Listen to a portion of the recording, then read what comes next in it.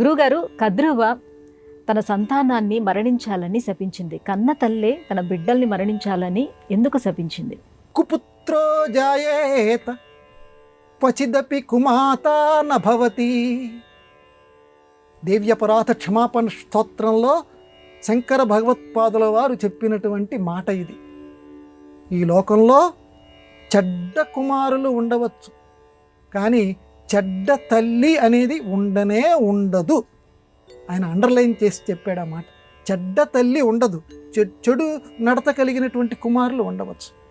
మళ్ళీ మన ప్రశ్నకు వద్దాం. మీరే చెప్తున్నారు కదా, శంకర భగవత్పాదులంతటి వారు చెడ్డ తల్లి ఉండదు అని అంటున్నారు. మరి కద్రువ అనేటువంటి ఒక గొప్ప ఆవిడ, నాగమాత, పాములకి తల్లి, ఆవిడ తన కుమారులందరూ చచ్చిపోవాలి అని శాపం ఎందుకు పెట్టిందండి? ఏ తల్లి అయినా సరే కుమారులందరూ చనిపోవాలని కోరుకుంటుందా?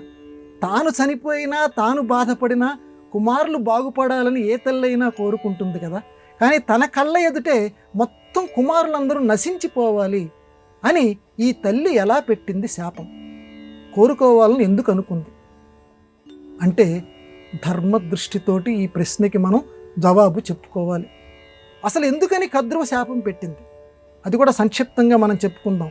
ఎందుకనంటే, ఈ సవతులు కద్రువ, వినత అనేటువంటి వాళ్ళు ఉచ్చైశ్రవము అనేటువంటి ఒక గుర్రాన్ని చూసి ఆ గుర్రపు తోక తెల్లగా ఉన్నదా నల్లగా ఉన్నదా అనేటువంటి పందెం వేసుకొని తాను నెగ్గటం కోసం ఈ కద్రువ ఏం చేసిందంటే, పాములందరినీ కూడా ఆ చిట్ట చివర వేళ్లాడుతూ ఉండండి అని చెప్పి, తోకకి వేళ్లాడుతూ ఉండండి, గుర్రం కూడా నల్లగా కనిపిస్తుంది, అప్పుడు నా మాట నెగ్గుతుంది అని చెప్పి కద్రువ చెప్తే, ఈ నాగకుమారులందరూ కూడా, అమ్మా మేము దుష్టపు పని చెయ్యము, ఆ తోక తెల్లగానే ఉంటుంది, మేము వెళ్ళి మా సవతి తల్లికి మేము అన్యాయం చేయము దానికి వేళ్లాడుతూ అని పాములన్నీ చెప్తే, అప్పుడు అందులో ఒక్క తక్షకుడు మాత్రం అమ్మా నేను వెళ్ళి చేస్తాను అని చెప్తాడు.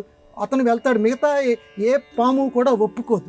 అప్పుడు కద్రువ కోపంతో ఆ పాములన్నింటినీ శాపం పెడుతుంది, మీరందరూ చనిపోదురుగాక, నా మాట మీరు వినలేదు కాబట్టి రాబోయే కాలంలో జనమేజయుడు అనేటువంటి మహారాజు గారు ఒక సర్పయాగం చేస్తాడు, రాబోయే కథ చెప్తుంది. ఆ సర్పయాగంలో మీరు ఆ అగ్నిగుండంలో పైనుంచి వచ్చి పడి మీరందరూ నశించిపోదురుగాక, చనిపోదురుగాక అని చెప్పి కద్రువ శాపం పెడుతుంది. ఇది మహాభారతంలో ఉన్నటువంటి కథ.